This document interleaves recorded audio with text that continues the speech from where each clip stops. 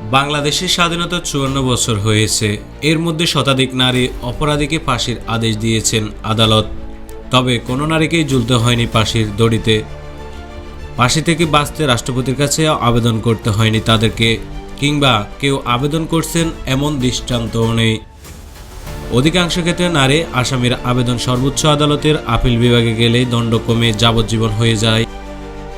তখন জীবন কাটে আসামিদের জন্য নির্মিত কন্ডেম সেলেই থাকতে হয় তাদের, সেখানেই মৃত্যুর প্রহর গুনতে হয় তাদেরকে। কারো কারো শাস্তি কমে খালাস পাওয়ারও নজির আছে দেশে। কিন্তু কেন নারী আসামিদের ফাঁসি হয় না, চলুন বিস্তারিত জেনে নিই। বাংলাদেশের নারী আসামিদের ফাঁসি কার্যকর না হওয়ার প্রধান কারণ হলো উচ্চ আদালতের আপিল বিভাগে গেলে তাদের ফাঁসির দণ্ড প্রায়শই কমে গিয়ে যাবজ্জীবন বা আমৃত্যু কারাদণ্ডে রূপান্তরিত হয়।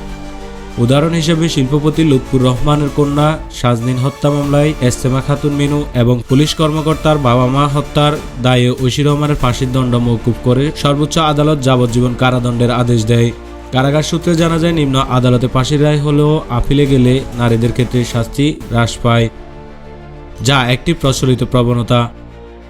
সাধারণ কারাবিধি অনুযায়ী ফাঁসি কার্যকরের ক্ষেত্রে কিছু বিশেষ বিষয় বিবেচনা করা হয়, যেমন আসামির বয়স, শারীরিক অসুস্থতা এবং নারী হলে গর্ভবতী কিনা। এসব কারণে নারী আসামিদের মৃত্যুদণ্ড স্থগিত বা হ্রাস করা হয়। ঐতিহাসিকভাবে নারীদের প্রতি এই ধরনের বিবেচনা একটি অলিখিত প্রথা হিসেবে কাজ করে আসছে, যার ফলে তাদের ফাঁসি কার্যকর থেকে বিরত থাকা হয়েছে। ফাঁসির আসামিরা চূড়ান্ত সুযোগ হিসেবে রাষ্ট্রপতির কাছে ক্ষমা প্রার্থনা করতে পারেন, কিন্তু বাংলাদেশে এখন পর্যন্ত কোনো নারী ফাঁসির আসামি ক্ষমার আবেদন রাষ্ট্রপতির কাছে পৌঁছায়নি। কারা কর্মকর্তাদের মতে নারীদের মামলার কাগজপত্র সাধারণত আপিল বিভাগে আটকে থাকে, ফলে এই প্রক্রিয়াটি আর এগোয় না। ২০০৭ সালে কাশিমপুরে মহিলা কারাগার উদ্বোধনের সময় দেখা গেছে, দেশের অন্যান্য কারাগারে ফাঁসির মঞ্চ থাকলেও সেখানে কোনো ফাঁসির মঞ্চ নির্মাণ করা হয়নি। কারা কর্তৃপক্ষ জানিয়েছেন যে অতীতে কোনো নারীর ফাঁসি কার্যকরের রেকর্ড না থাকায় এটি তৈরি করা হয়নি। এটি বাস্তবায়নের অনীহা বা অগ্রাধিকারের অভাবকেও নির্দেশ করে।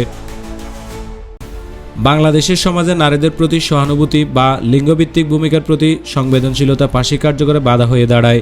ঐতিহাসিকভাবে নারীদের ফাঁসির মতো কঠোর শাস্তি দেওয়ার বিষয়টিও সমাজে গ্রহণযোগ্যতা পায়নি, যা আইনি সিদ্ধান্তে প্রভাব ফেলতে পারে। এই অলিখিত সামাজিক নিয়ম ফাঁসি কার্যকরের একটি বড় প্রতিবন্ধকতা হিসেবে কাজ করে। আন্তর্জাতিক চাপ ও মানবাধিকার সংস্থাগুলোর চাপও একটি কারণ হতে পারে। বিশেষ করে নারীদের ক্ষেত্রে এই চাপ আরও তীব্র হয়, যা বাংলাদেশের নীতি নির্ধারণী পর্যায়ে প্রভাব ফেলে। ফলে ফাঁসি কার্যকরের পরিবর্তে বিকল্প শাস্তির দিকে ঝুঁকে পড়ে আদালত।